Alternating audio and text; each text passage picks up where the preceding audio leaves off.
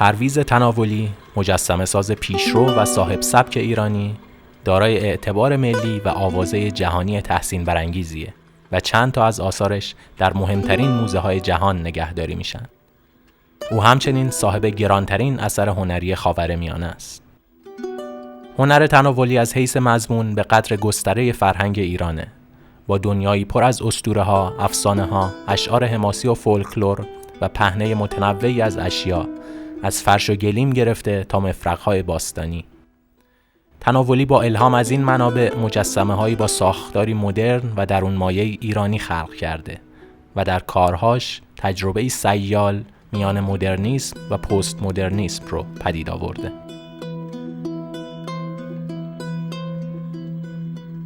درباره تناولی میگن خلاقیت هنری او در مرز میان فلسفه و شوخ طبعی در نوسانه، بین یک رویکرد رمانتیک و دغدغه‌های ابزورد. بسیاری از مجسمه‌های تناولی تلویحاً پیکره انسان رو تداعی می‌کنند. وجه هویتی این چهره‌ها حذف شده و بیانی رمانتیک و افسانه‌ای به خودشون گرفتن.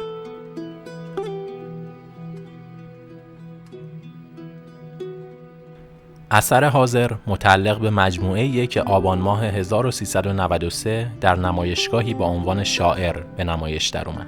شاعر عنوان مجموعه‌ای از به یاد موندنی ترین مجسمه‌های تناولی و از نظر شکلی یکی از متنوع‌ترین سری آثار اوست.